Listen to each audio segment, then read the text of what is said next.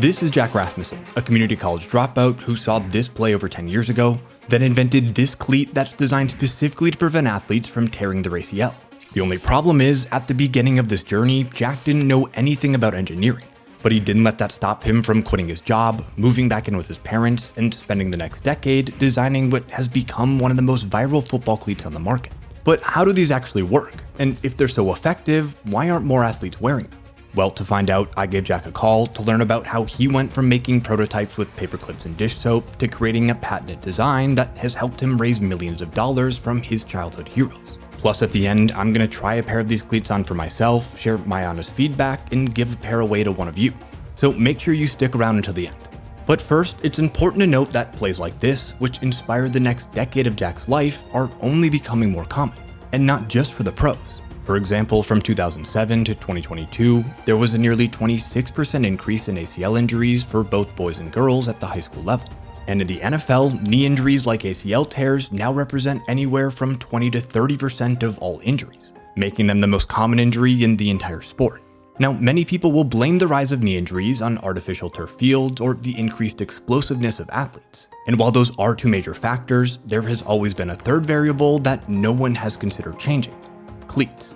See, since the 1800s, when British soccer players first started hammering nails through their work boots for better traction, the general design of cleats hasn't changed much. In fact, over time, companies have blindly tried to increase traction without realizing that more isn't always better. Because when your cleats get stuck in the ground and you try to turn, something has to give. And increasingly, it's become an athlete's knee that gives out first. So when Jack and his dad watched Jamal Charles tear his ACL in 2015, they thought there has to be a better way to design cleats that could prevent this from happening. There was just one problem. Neither Jack nor his dad knew the first thing about designing football cleats. In fact, Jack had barely graduated high school, was a community college dropout, and in 2015, he was working as a housekeeper out in Utah. But luckily, that didn't stop him from making his first prototype. Now, Jack's story is one of my favorites that I've ever told on this channel, but I actually first talked about it all the way back in September 2024 in my newsletter, Bottom of the Ninth. This is where I send out my top 3 favorite sports business stories of the week for free to over 3,000 readers, from casual sports fans to executives at some of the top leagues in the country. The goal of the newsletter is to help make you a smarter fan by giving you access to sports business breakdowns that I genuinely find interesting and are easy to understand. So to get the next edition delivered straight to your inbox, just click the top link in the description. Bottom of the Ninth is 100% free and gets sent out every Friday, so you can head into the weekend with a 1-0 lead. Okay, now let's hear how Jack made his very first prototype. The original concept that I built this whole thing around was that the shoe sole itself would flex. That isn't exactly practical from a manufacturing standpoint, but that said, what I used to do is I used to go make these shoe soles that flex. Now, how I did that is also tough to admit. If you combine quick hardening caulk and blue dish soap, it creates this transparent, very manipulative, rubbery substance. So I would rip off a cleat sole, I would stick it in this sort of mold that I made with the quick hardening caulk and blue dish soap, and then I would fill that with, again, the same things, and I would make this transparent, gross looking alien object thing, tape on the bottom of the cleat, and I'd be like, look, it moves. Like, do you guys see it now? So, that was the first one. And like paper clips, rubber bands, paper plates, like whatever I get my hands on, I'm not an engineer, never was. Like, you gotta make something work with what you have. And I didn't have much. Still, this proof of concept was all Jack needed to quit his job in Utah, move back in with his parents in Maryland at the age of 19, and spend the next 4 years designing even more prototypes in his dad's garage, all while teaching himself about biomechanics and physics. By 2019, Jack had saved and borrowed the $62,000 required to test his first prototype and file his first patent. However, he quickly realized that mass-producing a shoe with a flexible sole wouldn't be feasible. So he pivoted his attention to another idea that he found buried away in some old 1970s cleat designs: flexible studs. See, Jack was shocked that over 50 years ago, a handful of designers had dreamed up a solution to the very same problem he was trying to solve. However, now he had access to the right materials and technology to actually make it happen. But once again, he needed money to test his new prototype. I raised probably close to $300,000. Where did that money come from? Friends and family. Wow. Yeah. So I wouldn't take money from anyone I didn't know. I wouldn't take money from anybody who was greedy. I actually and I needed money. And I used to turn away money. I turned down probably 80 grand. It wasn't right. I didn't get the good feeling about the person. He or she was greedy. I didn't like it. And what was your pitch to those people that you ended up raising the money from? I would show them Jamal Charles. I remember making the pitch deck, and the first slide was Jamal Charles tearing his ACL in open field. And I would make him watch it, and it was gross. And like you could see his knee buckle. And I'm like, no, like just watch it. Like imagine if his cleat flexed. Because I'm coming from a standpoint where I'm not going to throw numbers and terms and like in Newton meters at people. Like I'm just like, look at it. Do you see it or not? And I think a person way smarter once told me, like, if it's not intuitive, no one's going to understand it. You have to make it intuitive. So that's what I was trying to do on like a very, very human level. So in March 2020, with the $300,000 he raised and a new prototype in hand, Jack reached out to iGenerator, the best shoe designers in the business, to turn his flexible stud prototype into a wearable cleat. For reference, iGenerator is a company that helps develop shoe designs for some of the biggest brands in the world, which naturally meant that they were skeptical about someone as new to the industry as Jack. I'll never forget, Peter Ruger is at iGenerator, and he always tells a story. He said, look, man, we'll take your money, but it's not going to work. I'm like, that's fine. Just, you don't have to believe right now, but I believe and you will soon. How do they test these things, and what metrics are they looking at? It seems like it's a lot of force and probably physics language that I don't understand, but at a base level, like how are they testing these and then equating it to this prevents you from tearing your ACL? So they're testing how fast the cleat releases from the turf or grass. And they have an axial, which means from up top, they have axial load on this fake looking leg with this insane rip and momentum, and it just lets the computer, which is attached to the whole thing, know how fast it was released from the turf. And like I said, ours releases from the turf because it's flexing. It gets you out of that position faster. And then that, coupled with decades of literature about how release coefficients and anything flexible between the foot and the surface would reduce the rotational force that causes all these nasty injuries. That's kind of our more physical, tangible proof of concept. So essentially what Jack is saying is that their patented SmartStuds release from the turf faster because of their ability to flex up to 12 degrees in any direction. Jack proved this by putting his studs on one of the worst performing cleats on the market and found that his design helped improve how fast they release from the ground by 17%. This is significant because it means there's less of a chance an athlete's foot gets stuck as they try to cut and turn, reducing the risk of serious non-contact lower body injuries like ACL tears. It also means that when athletes were tested wearing these SmartStuds in combine drills, they were actually faster in every single category because they weren't getting stuck in the turf as often. And from 2020 to 2022, Jack proved time and time again at university studies across the country that his flexible SmartStud design worked. But it wasn't until 2023 that he really knew he was onto something. Because without ever publicly launching a cleat, he started getting emails from executives at companies like Nike, Adidas, and Under Armour asking about his design. Unfortunately, the one thing they all wanted from him was the exact thing he still didn't have. They wanted to hear athlete feedback. And I was like, damn it. That's like the one thing I don't have. Because I made 10 pair of cleats and they weren't even totally mine. Like just the sole was. So a lot of the company, actually all the companies said, look, go get some feedback, go get them on athlete, and then we can talk. How did you go about doing that in 2024? Getting them on athletes' feet and getting feedback? 2024, January. We had 900 followers on Instagram. We had still yet to have a cleat yet. But we had a video go viral, 4 million views in like 48 hours. And people were like, where are the cleats? And we're like, we're like 2 months away from having cleats. But as soon as we got cleats, we just sent, Grant, my social media guy, who you've seen on Instagram, he's probably DM'd tens of thousands of people. Like I'm not even exaggerating. I'm probably underselling that. And even if they didn't wear them, and most of them didn't right away, they would be in a locker room, and that's all we cared about. And that was spread organically to the locker room. So it wasn't until this summer like people started wearing them and noticing how it felt and what it actually did for their knees and ankles when we started to gain some traction. What was the early feedback you got?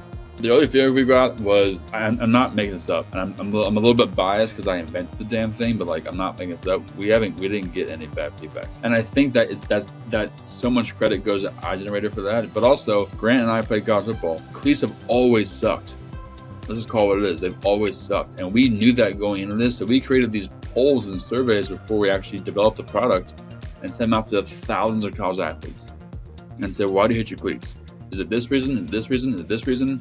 What do you like about cleats? Is it this reason? And we kind of funneled their answers into like the design portion of that. If that makes sense. So a wider toe box, more padding, more arch support, stiffer plate. Like those are the kind of things that they want, which is why we've had such success, because it's the actual ideal choice of footwear. But even with all this great feedback, Jack was still strapped for cash and didn't have the one thing that everyone was now asking him for, the ability to actually buy his cleats. Luckily, just as his design finally started gaining traction online, he got an email that ended up changing the trajectory of his entire business. In my inbox, which I had 200 emails a day in that time, I see the name Todd Heap, and I'm from Baltimore. Like literally, Todd is my childhood hero. I had a poster of him when I was a kid in my room, and he emailed me and he goes, "Hey, I like these cleats a lot. I want to talk to Jack Rasmussen about them." And I was like, "Hey man, I'm Jack Rasmussen. Like any questions? My number's in my signature. Just text me." And I said, "If this is actually you, I'm a big fan. I'm from Baltimore." And he texted me immediately and he goes, "Ha ha ha, it's me. I'll call you soon." So we get on the phone, we start talking, and I'm like, "Damn, Todd, it's pretty crazy." So we start talking, and then he's in Phoenix. I'm in Maryland, but I gotta go to Denver soon to pick. I don't know. My car's still there from when I was coaching, and I texted him. I was like, "Hey, I'm in Phoenix. Let's get lunch tomorrow." And he's like, "All right, cool." And I'm like, "All right." I gotta drive to Phoenix real quick. So I get in my car, I drive 13 hours to Phoenix, get lunch with Todd Heap, and that was kind of like another inflection point. It's like he met me, he saw it. I don't know if he saw it. I mean, there was nothing to see yet. We didn't have a cleat from the show him, but I kind of talked it through him with him, and he just kind of saw it because his career was kind of altered from injury. I think Todd's top 5 tight ends of all time, but had he not gotten his deltoid ligament torn, he probably makes 5 Pro Bowls in a row, and that's different. And same thing with Dennis Pitta. It just makes sense to people. And that's why they were so easy and open to getting on board the way they did. Todd Heap and Dennis Pitta ended up investing over $1.2 million into the business last year, committing a total of $5 million over the next 3 years. This allowed Jack to finally order his first shipment of a few dozen cleats and send them out to players across college and the NFL. Joe Flacco even went viral for wearing them last season with the Colts and talking about them on Pat McAfee, which only drove more demand for a product that still wasn't publicly available yet. In fact, it wasn't until December 2024 that people could finally buy Caddix cleats for the very first time, marking a huge turning point for a product that was over 10 years in the making. But Jack quickly realized that all attention wasn't necessarily good attention, because he started receiving dozens of orders under fake names for his cleats to be sent to the headquarters of the biggest shoe companies in the world. Jack was finally back on the radar of a $200 billion industry, but this time he wasn't some college dropout with a crazy idea. He was actually selling cleats that were proven to work, making him a real threat to these companies who now wanted to get their hands on his patented design. But getting in the crosshairs of Nike, Adidas, and Under Armour isn't even Jack's biggest problem, because at the end of the day, his design is useless if athletes aren't even allowed to wear his cleats. And even though there were a few dozen guys in college and the pros who wore them last year, Jack says he's still fighting a massive uphill battle to get his cleats on the feet of more athletes. We started sending the cleats to facilities, in NFL facilities, and some of them would get returned, and they would say, "Player didn't ask for cleats, but he did." Barriers we have to jump through to get the people to wear these. I mean, college apparel contract, and then NFL, Nike, Adidas, Under Armour, Puma, New Balance, all of their athletes, they can't wear any of this stuff. That's such an interesting point about how wearing your cleats, that's one of the biggest revenue opportunities these athletes have on the individual level, especially, is being a Nike athlete, being an Adidas athlete, which already comes with cleats. And so even though your cleat, and I'll ask you in a second what your general elevator pitch to an athlete would be for why they should make the switch. But aside from that, like, they're giving up money if they're wearing your cleat, even if it's better for their long-term health, which makes it so difficult. I can only imagine. And my elevator pitch for these athletes who have been Nike athletes, Under Armour athletes, these athletes, I ask them how much they make in a year, and they tell me, and it's never a small number. And I say, we're talking about thousands of dollars when you make millions of dollars. And I say, do you know how you're most valuable? And they go, how? I said, you stay on the field, man. If you go down with the ACL tear, you're going to miss the half of the season we're in right now and the next half of the season, or the next season. So it's a numbers game with them, but ultimately, and Dennis and Todd and Joe speak on it all the time. There's a lot of pride in being a Nike athlete. That's a very elite room to be in. I get that, totally. But like I said earlier, these companies have not properly innovated their footwear in decades. So they're wearing the same things that Todd Heath wore. You know what I mean? At what point do you think you have to decide, hey, I wanted to license this technology, or I'm going all in and I'm going to sell these cleats direct to consumer? Is that a decision you feel like you're going to have to make in the near future? It'll be this calendar year, I promise. Let me preface this with saying that I didn't start this company to make millions. I started this to help athletes, man. Because, like, dude, athletes are afraid of their sport now. That's so incredibly wrong on every conceivable level, in my opinion. And like I said earlier, it's an uphill battle competing with these companies who've been around for 60 years. But man, their reach, their resources, their reputation, like, if they got to hold something like this and put it in all their lines, all the athletes are helped. Seriously, all the athletes who wear SmartStuds technology with the bigger company brand name, they're helped. That's the purpose of this whole thing. So to answer your question, it's tough to go back and forth because I get a bunch of venture capitalists calling me and asking if they can invest like $50 million, and I'm like, I don't know, dude. But at the same time, I have no problem raising that money and absolutely being a nightmare for these companies because I know I will. I want the reach to be there immediately. That's what I want. What do you think this technology is worth to one of these big companies? Do you have any idea? This is the game I play myself every day, man. I mean, I think in the right hands, this is worth billions of dollars. It's incontrovertible evidence that it works. If the evidence is that strong and that sound, it might be mandated from the top down. And then whoever has this might just own the whole market. Jack was nice enough to send me a pair of his cleats, so I want to unbox them and review 3 of the claims he made in the video. I want to see how they feel, what the materials are, if they feel cheap or comparable to the cleats on the market today. I want to see how much the studs actually flex and if it's noticeable, and then I want to see how they feel on my feet. So we already saw these earlier in the video, but let's take a closer look at them. First, in terms of the material. These don't feel any different than a normal Nike or Adidas cleat. I'll be honest with you, I haven't played football in probably 10 years, so I don't know exactly how those cleats feel, but on the inside, you get the nice fabric feeling. On the outside, you get sort of this nice light outer sole. I don't think it feels any cheaper or any different than what I assume a normal Nike, Adidas, Under Armour, you name the brand, sort of cleat would feel like. Now, the most interesting part here to me is the color, just in terms of the aesthetic. They went for this teal. I believe they have other colorways, and I know that they have other designs, more of a midsole sock design. Those are both options, and I know they also have women's cleats too. Interestingly, women tear their ACL, at least at the high school level, at a higher rate than men do, and a lot of that can be attributed to cleats being designed historically only for men. So Jack actually designed a cleat specifically for men, and then specifically for the anatomy of women, which I thought is really cool.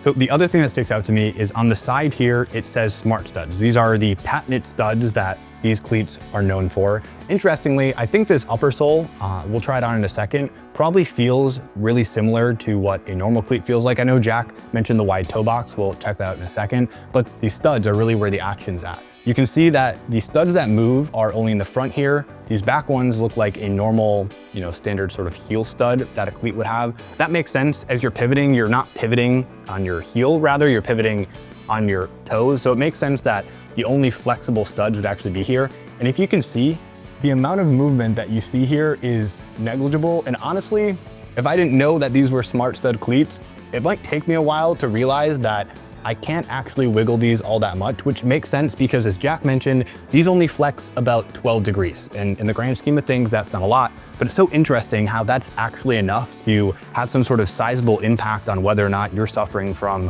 one of those very serious non-contact knee injuries. Okay, 2 more things before I actually try these on. The first is that Jack mentioned this to me in the interview. I don't know if I included it in the actual video, but since these cleats move and help you get out of the turf faster, there's a sort of return energy principle that happens here. And Jack made sure that I would promise that I wouldn't claim that this happened. So this is by no means a scientific claim. But if you think about the effect a rubber band has, if this stud moves in one direction, it's going to have to snap back into place.